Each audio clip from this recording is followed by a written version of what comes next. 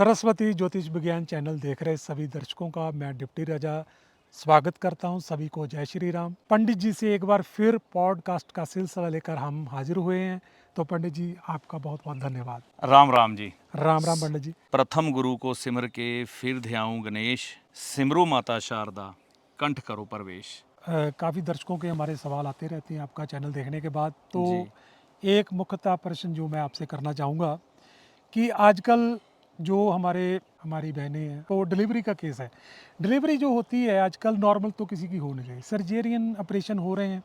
और चलो ये तो एक पार्ट ऑफ लाइफ ही हो गया क्योंकि सर्जेरियन के बिना तो ऑपरेशन हो ही नहीं रहे। लेकिन इसके आगे एक कदम और बढ़ के एक बात होनी शुरू हो गई कि डॉक्टर कहते हैं जी आप डिलीवरी का समय निकलवा लीजिए। तो समय निकलवाना चाहिए, कहाँ तक ये सही है, क्या ऐसा होना चाहिए जी? देखिए, समय के साथ बहुत कुछ बदलता है। जी भगवान श्री कृष्ण कहते हैं कि समय हमेशा परिवर्तनशील है, समय के साथ चलना चाहिए। जी लेकिन हमें ये समझना है कि डिलीवरियां आजकल चलो नेचुरल नहीं हो रही, सजेरियन हो रही है। समय की मांग है क्योंकि वातावरण और कंडीशनें परिवारों की ऐसी हो गई हैं। आज की माताएं बहनें वर्किंग हैं, काम पे जाती हैं, स्ट्रेस लेवल उनका बहुत हाई रहता है, जिसके कारण घर पे डिलीवरियां होनी मुश्किल हो गई हैं। मतलब नेचुरल डिलीवरी होनी मुश्किल हो गई है। जी शरीर का मतलब वह ढांचा ही नहीं रहा अब उतने, माताओं और बहनों के शरीर मजबूत नहीं रहे। जी तो सजेरियन की तरफ जाना या वह ऑप्शन अपनाना आजकल सामान्य बात हो गई है। जी तो जब सजेरियन का सवाल आता है तो इसका मतलब ये होता है कि सजेरियन अब ऑपरेशन होना है तो डॉक्टर कहता है ये तो हम किसी भी वक्त कर सकते हैं। तो अगर आपकी श्रद्धा या विश्वास ज्योतिष में है तो आप पंडित जी से अपना समय निकलवा लीजिए। जो समय में ग्रह नक्षत्र अच्छे हों उस समय में बच्चे को दुनिया में लाइए तो बहुत बढ़िया है। यह कहाँ तक उचित है? जी तो मेरा ये मत है, मेरा नहीं, जिनसे मैंने ज्योतिष का ज्ञान लिया है, मेरे गुरुजी का ये मत है और बहुत से विद्वानों का ये मत होगा जो ज्योतिष को गहराई से समझते और जानते हैं। हमें कभी भी डिलीवरी के लिए ग्रह नक्षत्र देख के मुहूर्त नहीं निकलवाना चाहिए, कभी भी नहीं। अब यहाँ पर कई बार ये प्रश्न उठता है तो फिर डॉक्टर ने तो ऑपरेशन करना ही है, क्यों ना हम ऐसे नक्षत्रों को ढूंढें। देखिए, अगर ऐसी कंडीशन बन रही है कि डॉक्टर ने ऑपरेशन तो करना ही है तो आप डॉक्टर से ये बोलिए आपको जो उचित समय लगता है वो आप दे दीजिए, है ना। डिलीवरी ये ईश्वर के द्वारा निर्धारित की है, जन्म और मृत्यु देने वाले ईश्वर हैं। जी उन्होंने कुछ एक समय निर्धारित किया है किसी जीव का इस दुनिया में आने के लिए और इस दुनिया से जाने के लिए भी। जी जब उसमें हम छेड़खानी कर देते हैं अपनी तरफ से, वो उचित नहीं है ना। हाँ, अगर संतान प्राप्ति की चाह आप में है तो संतान की जब फाउंडेशन हो रही है, आप संतान प्राप्ति की तरफ जब विचार कर रहे हैं, उस समय कुछ उपाय किए जा सकते हैं, ना कि जब वह इस दुनिया में आ रहा है उस समय उपाय करें। क्योंकि दो तरह से हम जीव का जन्म देखते हैं, एक जब वह गर्भ धारण करता है, जी एक जब वह इस दुनिया में आकर पहली श्वास लेता है। तो दोनों ही महत्वपूर्ण है, लेकिन जन्म देने का समय जो है ना, यह हमेशा ईश्वर के हाथ ही रहना चाहिए। अगर कोई लोग मुहूर्त निकलवाते हैं, अपनी मर्जी करते हैं, ऐसा ज़रूरी नहीं है कि आपके सारे ग्रह आपके पक्ष में आ जाएं। और कई बार देखने में ऐसा भी आया है, व्यक्तियों ने डिलीवरियां आज से 20-25 साल अपनी मर्जी के अनुसार करवाई हैं और उनके ग्रह सही तरह से बोल ही नहीं रहे उस हिसाब से।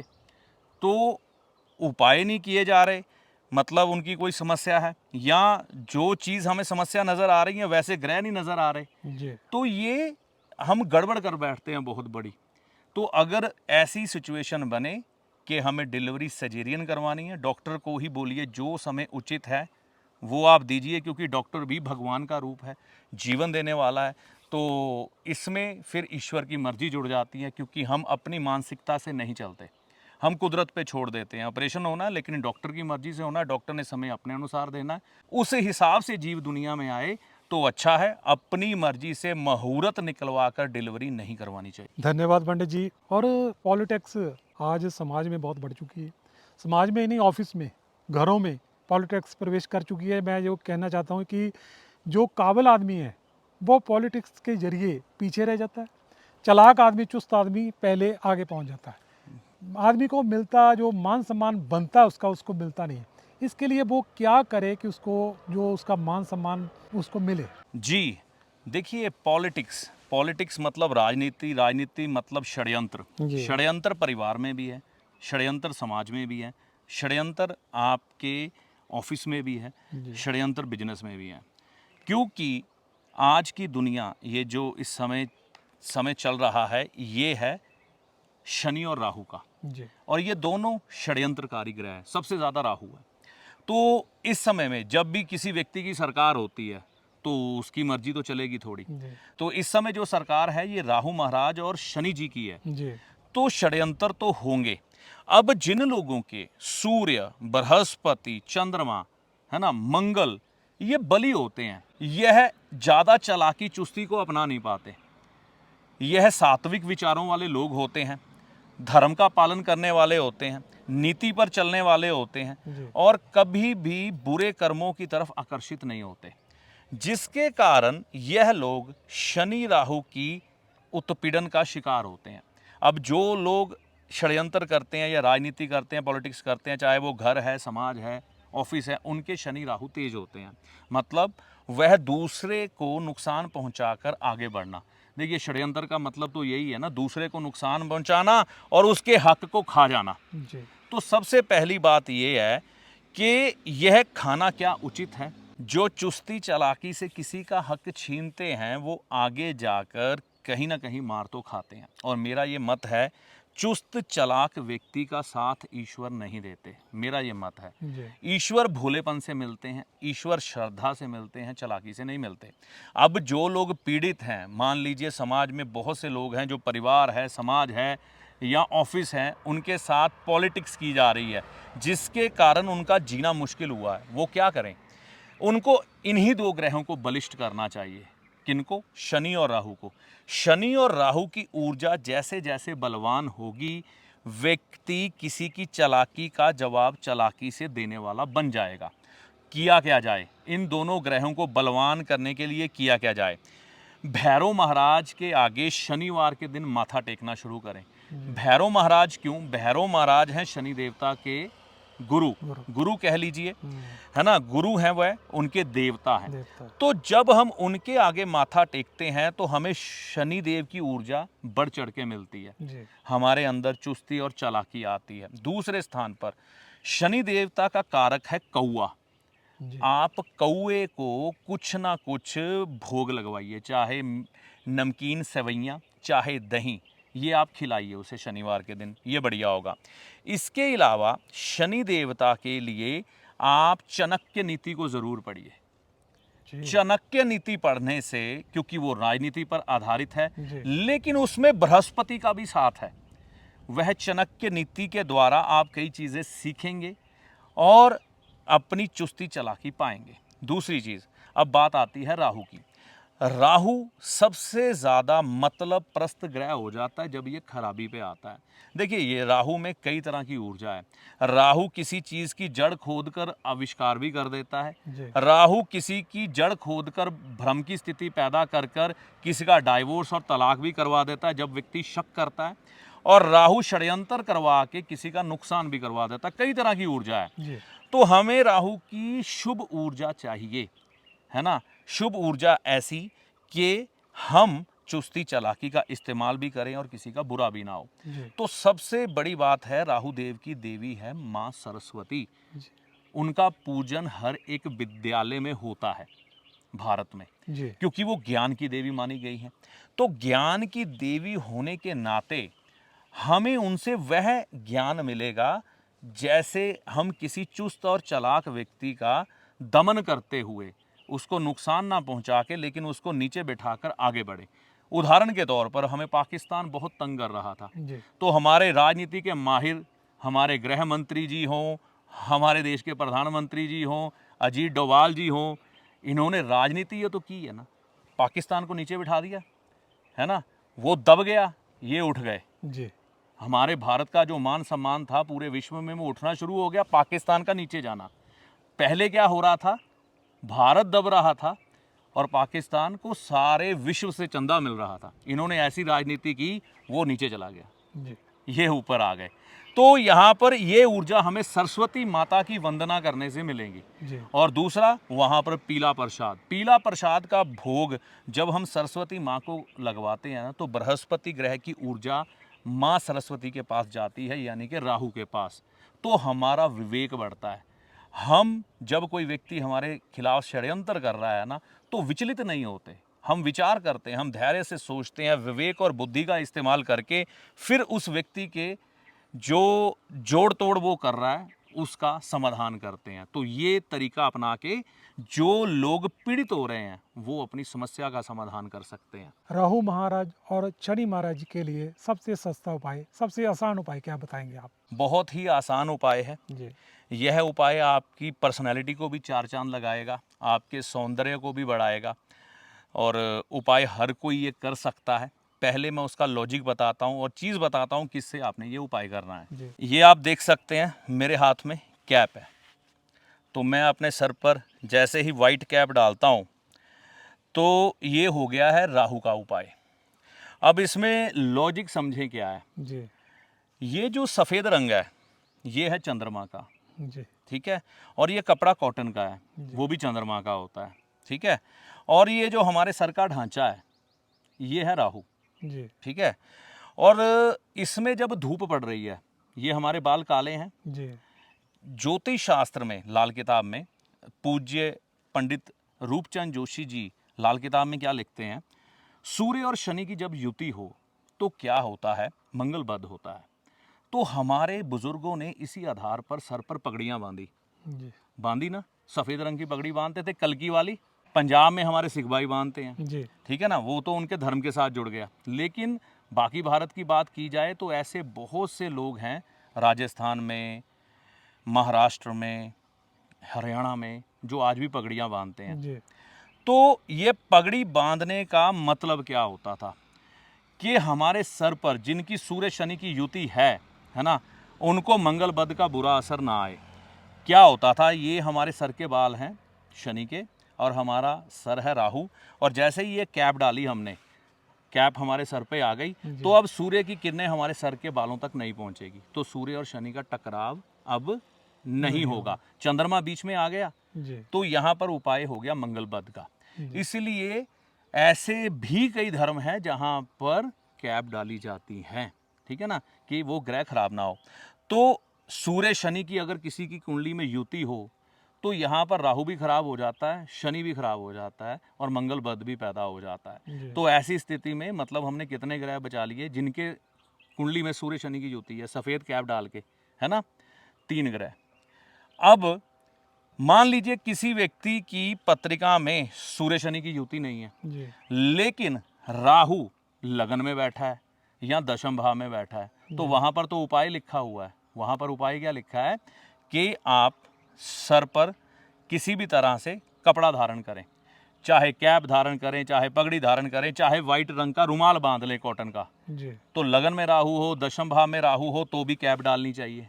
अब किसी व्यक्ति को राहु ग्रह की महादशा है, सूर्य में शनि का अंतर, शनि में सूर्य का अंतर चल रहा है, तो भी ये वाइट कैप डाल सकते हैं। अब मान लो किसी व्यक्ति को इनमें से कोई दशा नहीं है, किसी का राहु दशम में नहीं है, लगन में नहीं है, सूर्य शनि की युति नहीं है, वैसे ही आप पगड़ी बांधते थे ना, तो जी। जरूरी थोड़ा है कि ग्रहों के अनुसार ही बांधनी है, आप डाल लो, है ना, कोई नुकसान तो है नहीं, धूप से भी बचोगे। जी तो गर्मियों में तो वैसे भी हम डालते हैं। तो यहाँ पर वाइट कलर की कैप शनि के लिए, राहु के लिए, मंगल बद के लिए सबसे सस्ता इलाज। अब देखो इससे सुंदरता भी बढ़ेगी, है ना, सुंदरता भी बढ़ गई और दूसरा आपकी पर्सनैलिटी में भी चार चांद लगते हैं। तो इसमें ये कलर की कैप भी आ जाती है, ठीक है ना। तो ये कौन सी है, ये खाकी रंग की। पुलिस कौन सी वर्दी पहनती है, जी खाकी।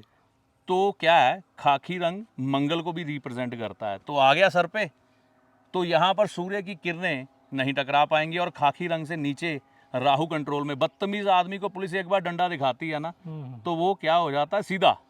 तो यहाँ पर मंगल का ये खाकी रंग जो कि पुलिस का है, ये राहु के ऊपर पड़ गया। अब राहु बिल्कुल धीरे धीरे करके कंट्रोल हो जाए। जादू नहीं होता, ज्योतिष जादू नहीं है, जी जी ना ही कोई चमत्कारी विद्या है, ये विश्वास का विषय है। जी तो जो विश्वास करता है उस प्रकार से फल पाता है। तो सबसे आसान उपाय हैं ये। शुक्रिया पंडित जी। ये एक और सवाल परिवारों से जुड़ा हुआ है। आजकल हम देख रहे हैं कि परिवारों में स्त्रियों का मान सम्मान नहीं मिल रहा और उनको बीमारियों ने बहुत घेर रखा। क्लेश, बिना वजह लांछन उन पर लग रहे हैं। इसके पीछे क्या कारण है और क्या उपाय किए जा सकते हैं? देखिए, उपाय हर एक व्यक्ति ढूंढने की कोशिश करता है। अगर हम बरसात में भी निकलते हैं तो भी उपाय ही करते हैं, छतरी लेके जाते जी हैं। अगर हमें कहीं जल्दी पहुंचना है तो कार लेके जाते हैं। जी सबसे पहले किसी भी समस्या की उत्पत्ति क्यों हो रही है, इसके पीछे विचार करना पड़ेगा। जी हमारी माताएं और बहनें सबसे पहले एक बात को समझे, इनके सर पर जिम्मेवारियां बहुत हैं। जी घर और परिवार की जिम्मेवारियां निभाते निभाते ये अपने आप पर ध्यान नहीं देती, जिसकी वजह से ये कष्ट में रहती हैं। जी पहले तो घर के मेंबरों की, पुरुषों की ये जिम्मेवारी बनती है, वो अपने घर की स्त्रियों की सेहत पर ध्यान दें। जी ज़रूरी है, आपका फ़र्ज़ बनता है। दूसरी बात, यहाँ पर हमारी माताएं और बहनें अनजाने में कुछ एक गलतियाँ कर रही हैं, जिनकी वजह से उनको प्रॉब्लम आ रही है। सबसे पहले आज के समय में मैं देखता हूँ कि ब्यूटी पार्लर, पुरुषों के तो आपने देखा है मंगलवार या फिर वीरवार को कई जगह शायद बंद होते हो, नहीं होते। जी मंगलवार को तो मुख्य था। लेकिन जो ब्यूटी पार्लर है ना, जो हमारी माताएं बहनें ब्यूटी पार्लर्स को चला रही हैं, वो मंगलवार को भी खोलती हैं और हमारी माताएं बहनें वहां जाकर कटिंग करवा रही हैं। मतलब पुरुष इस चीज़ से परहेज कर रहे हैं, माताएं और बहनें जाने अनजाने में ये काम कर रही हैं कि मंगलवार को बाल कटा रही हैं, जी है ना। तो यहाँ पर ऐसा करने से मंगल बद का प्रभाव आता है। मंगलवार अगर आप कैंची चलाएंगे अपने बालों में जी तो मंगल बद की उत्पत्ति हो जाती है, जिससे कि उस माता बहन पर सेहत को लेकर बुरा प्रभाव आता है। जी मंगलवार को कई बार बाल भी धो देती हैं माताएं बहनें, जी उससे भी प्रॉब्लम आ रही है। मंगलवार के दिन इसके अलावा कपड़े भी धो रही हैं जाने अनजाने में। उनको नॉलेज ट्रांसफ़र नहीं की गई। पहले लोगों को मालूम था, जी लेकिन धीरे धीरे ये नॉलेज घट गई, तो जाने अनजाने ये चीज़ हो रही है। तो ब्यूटी पार्लर में कभी ना जाएं। और माताएं बहनें जो ब्यूटी पार्लर चला रही हैं ना, उनको भी मंगलवार को ब्यूटी पार्लर को बंद ही रखना चाहिए, जी उन पर भी बुरा प्रभाव आता है। अब देखिए, अगली चीज़ ये है कि माताएं बहनें, देखिए क्या होता है कि अपनी सुंदरता को दिखाने के लिए एक ट्रेंड आजकल चला हुआ है और लोग देखा देखी इस चीज़ को फॉलो भी करते हैं। बाल खुले रखती हैं माताएं बहनें, है ना। तो बाल खुले रखना पहले रिवाज में नहीं था। तो पहले आपके बालों को ना गुत्त की तरह गूंदा जाता था, एक के ऊपर एक चढ़ा के उसको बंद रखा जाता था, क्योंकि माता और बहन पर बुरी ऊर्जा का प्रभाव सबसे ज़्यादा तेजी और जल्दी से आता है जी जिनके बाल खुले होते हैं। तो ये प्रयास करना चाहिए कि बाल ज़्यादा से ज़्यादा बंद रखें या सर ढक के रखें। जी अब क्या होता है, देखिए, जीवन और मृत्यु ये जीवन का एक हिस्सा है। जी किसी के घर से कोई भी दुनिया से जा सकता है। होता क्या है, जब किसी घर से कोई प्रियजन चले जाता था, पहले माताएं और बहनें शमशान में नहीं जाती थी, उनको मनाही होती थी, या जाती थी तो गेट तक रुकती थी। पुरुष अंदर जाते थे, संस्कार करते थे, घर आ जाते थे। माताओं बहनों को आज्ञा नहीं थी, क्योंकि भूत प्रेत सबसे ज़्यादा हमारी माताओं और बहनों के ऊपर अटैक करते हैं, जो बुरी आत्माएं होती हैं, है ना।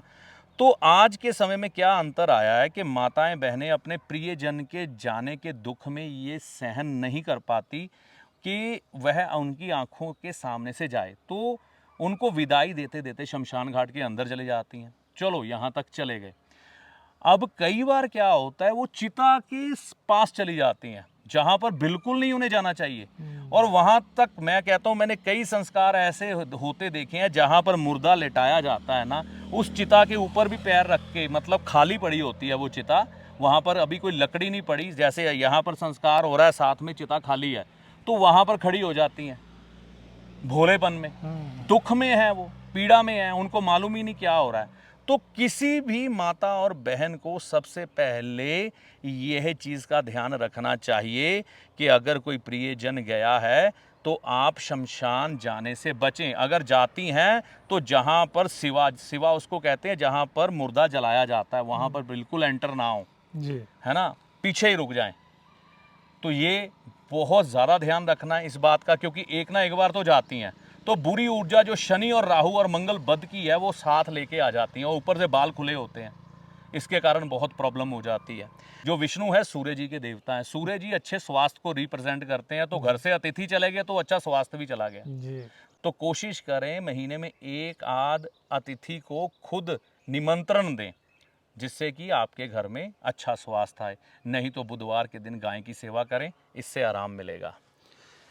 शुक्रिया पंडित जी, इस आशा के साथ कि एक बार फिर आप हमें समय देंगे और हमारे सवालों के जवाब देंगे और हमारे जीवन को सरल सुगम बनाने की जो आपकी जो बड़ी अच्छी कोशिश है, तो इसके लिए आपका शुक्रिया, बहुत बहुत शुक्रिया। राम राम। धन्यवाद जी, जय माता दी।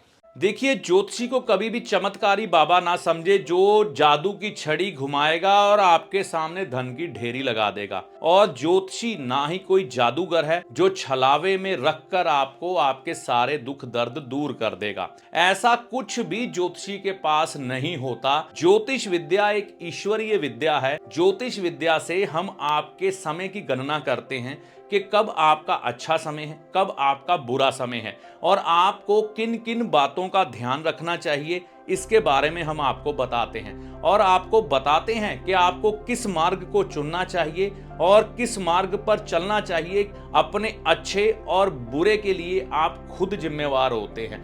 ज्योतिष के किसी भी शास्त्र में आपकी किसी भी तकलीफ को दूर करने के लिए कोई भी गारंटी नहीं दी गई है, कोई भी दावा नहीं किया गया है। सिर्फ आपको एक पथ दिखाया गया है, आप उस पथ पर चलें, उपाय करें, सारी समस्याओं का समाधान ईश्वर की कृपा से होता है। मैं अपने किसी भी वीडियो में कोई भी दावा नहीं करता हूं, क्योंकि ज्योतिष में दावे है ही नहीं। इस वीडियो में दी गई जानकारी आपको कैसी लगी, कमेंट करके अपनी राय दे। वीडियो अच्छा लगा तो लाइक व शेयर करें। चैनल पर पहली बार आए हैं या बहुत समय से चैनल के साथ चल रहे हैं तो इस चैनल को सब्सक्राइब करके जाएं। इस वीडियो में दी गई जानकारी का लाभ माता रानी की कृपा से आपको होगा। जय माता दी।